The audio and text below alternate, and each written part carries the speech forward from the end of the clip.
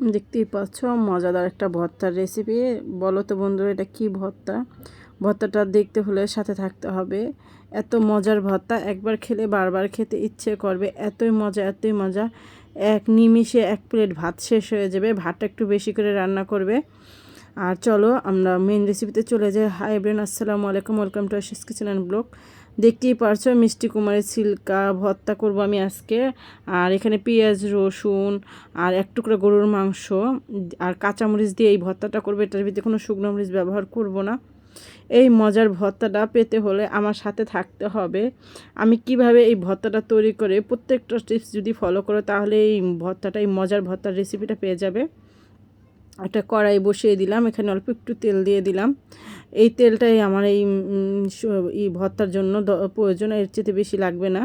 এখানে তোমরা সরিষার তেলও ব্যবহার করতে পারো। দেখো আমি এখানে পটলের খোসা নিয়ে নিয়েছি। এই পটলের খোসা সাধারণত আমরা ফেলে দিই।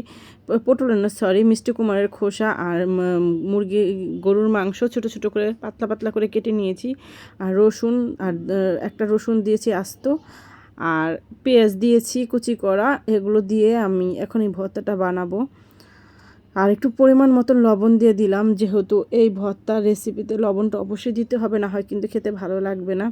এখন একটু নেড়ে চেড়ে ভাজা ভাজা করে নিব। কাঁচামরিচটা তোমরা বাড়িয়ে কমিয়ে দিবে। ঝাল বেশি যারা বেশি খাবে ঠিক অতটুকুই দিবে। আমি একটু ঝাল কম খাই, তাই কম করে দিয়েছি। বাচ্চা থেকে বড় সবাই চেটেপুটে খেয়ে নিবে। এই ভর্তাটা এত মজা লাগবে। আমি কিন্তু এখানে কোনো পানি ব্যবহার করব না। এটা কিন্তু ভাপে সিদ্ধ হয়ে যাবে। আর এক ফোঁটা পানি দিয়ে তেল দিয়েছে, ওই তেলেই কিন্তু আমার এই ভর্তাটা মূলত হয়ে যাবে। আর একটু পর পরে আমাদের একটু নেড়েচেড়ে দিতে হবে, না হয় কিন্তু ভাপটা উঠে যাবে। দেখো একটু নেড়েচেড়ে দিচ্ছি। পানি কিন্তু বের হয়েছে, কারণ যেহেতু মাংস দিয়েছি, পেঁয়াজ দিয়েছি, মিষ্টি কুমড়া দিয়েছি, এতে কিন্তু পানি ছাড়বে। অবশ্যই পানি দিবে না।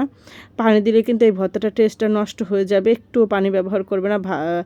অল্প আছে এইটা সিদ্ধ করে নিবে, তাহলে কিন্তু খুব মজা হবে। আর যখন এটা তেলের উপরে চলে আসবে ঠিক তখনই আমাদের মনে হবে যে হয়ে গেছে। আমার একটু পরপর নাড়তে হবে, না হয় কিন্তু দেখো এখন কিন্তু আমার তেলে আসতেছে। একটু পরপর আমি নেড়ে দিচ্ছি, যেহেতু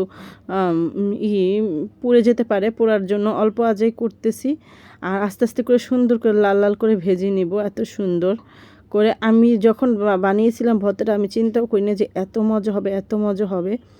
আর ভর্তাটা খেয়ে আমার কাছে তো খুব ভালো লেগেছে, সবার কাছে ভালো লেগেছে। যারা যারা খেয়েছে আমার ঘরে সবাই কিন্তু মজা করে খেয়েছে ভর্তাটা।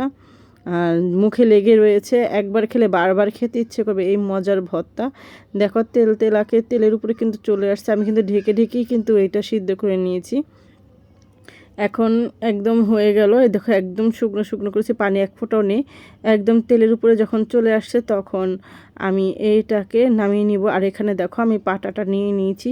যেহেতু আমি পাটার ভিতরেই ভর্তা করি, সবসময় আমি চেষ্টা করি পাটায় ভর্তা বানিয়ে তোমাদের একটু শেয়ার করার। আমার কাছে ভালো লাগে পাটার ভর্তা। তোমরা কে কে পাটার ভর্তা খেতে ভালোবাসো অবশ্যই কমেন্টের মাধ্যমে জানাবে। এই দেখো এখন আমি পাটা একটু বেটে নিব আস্তে আস্তে করে। শিল পাটায় বাটলে কিন্তু ভর্তার টেস্ট এমনিও 3 গুণ বেড়ে যায়। আর এটা তোমরা চাইলে ব্লেন্ডারও করতে পারো, কিন্তু আমার কাছে ভালো লাগে না, তাই আমি করি না। এখন আস্তে আস্তে করে মাংসগুলোও কিন্তু নরম হয়ে গেছে। এই সব ইসের সাথে সাথে মাংসগুলো সুন্দর করে বাটা হয়ে যাবে। এক্সট্রা কিছু করতে হবে না। আর ভর্তাটা দেখে তো আমার জিভে এখনও জল এসে গেছে। যেহেতু আমি খাওয়ার পরে কিন্তু ভিডিওটা ভয়েস দিচ্ছি, তারপরও আমার কাছে এতই ভালো লেগেছে এই ভর্তাটা, যা বলার বাহিরে। এত মজা, এত মজা, একবার খেলে বারবার খেতে ইচ্ছে করবে। আমার মতন কে কে ভর্তা পছন্দ করে অবশ্যই কমেন্টের মাধ্যমে জানাবে। আমার কিন্তু অনেক পছন্দ। আমার বিশেষ করে আমার যদি সুস্থ থাকি, আমি সবসময় চেষ্টা করি এক পদের ভর্তা আমার ঘরে রাখার। আর মাঝে মধ্যে তোমাদের সাথে ভর্তা শেয়ার করি, সবসময় তো শেয়ার করা হয় না, তাই যখন আমি সুযোগ পাই তখনই করে নিই। আর যাদেরকে অন্য কোনো কিছু খেতে ভালো না লাগে তারা অবশ্যই এভাবে করে তোমরা এই ভর্তাটা করে নেবে। এটা চাইলে তোমরা মুরগির মাংস দিয়েও করতে পারো।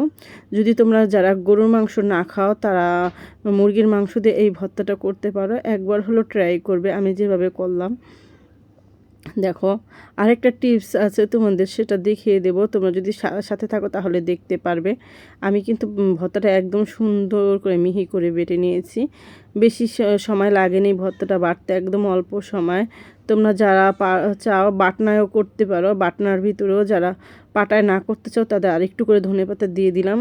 আর তেলটা তোমরা চাইলে দিতেও পারো, না দিলেও চলে, কারণ আমি তেলে করেছি তাই আমি আর এক্সট্রা তেল দিলাম না। তোমরা চাইলে তেল দিয়ে দিতে পারো, সরিষার তেল দিতে পারো। যেহেতু আমি তেল প্রথমেই দিয়েছি তাই এই কারণে দিলাম না। দেখো, একদম রেডি ভর্তাটা। কে কে খাবে চলে আসো আমার সাথে এই ভর্তাটা খেতে। আর এখন আমার মেয়ে বলতেছে, আম্মু আমার জন্য একটু পাটায় ভাত মাখো। তাই একটু পাটায় ভাত মাখবো। পাটা থেকে ভর্তাটা উঠিয়ে নিলাম। এই দেখো, পাটায় ভাত মেখে নিয়েছি, মেখে দিব। আমার বড় মেয়ে কিন্তু অনেক শখ করে খায় পাটার ভাত, তাই ওর জন্য করে নিলাম একটু পাটা ভাত। এটা খাওয়ানোটা আর দেখানো হয়নি। আর এই দেখো, একদম বাটিতে আমি রেডি করে নিয়েছি। কেমন হয়েছে অবশ্যই কমেন্টের মাধ্যমে জানাবে। ভালো লাগলে লাইক কমেন্ট করবে। আর আমার ভর্তার রেসিপিটা কীরকম হয়েছে অবশ্যই কমেন্টে জানাবে। কথার মাঝে যদি কোনো ভুল ত্রুটি হয়ে থাকে অবশ্যই ক্ষমা দৃষ্টিতে দেখবে। সবাই ভালো থাকবে। আর তোমাদের সবার জন্য অনেক দোয়া, অনেক ভালোবাসা রইলো। আমার জন্য আমার দোয়া করবে। আর আমি যেন এরকম নিত্য নতুন রেসিপি দিতে পারি। সবাই ভালো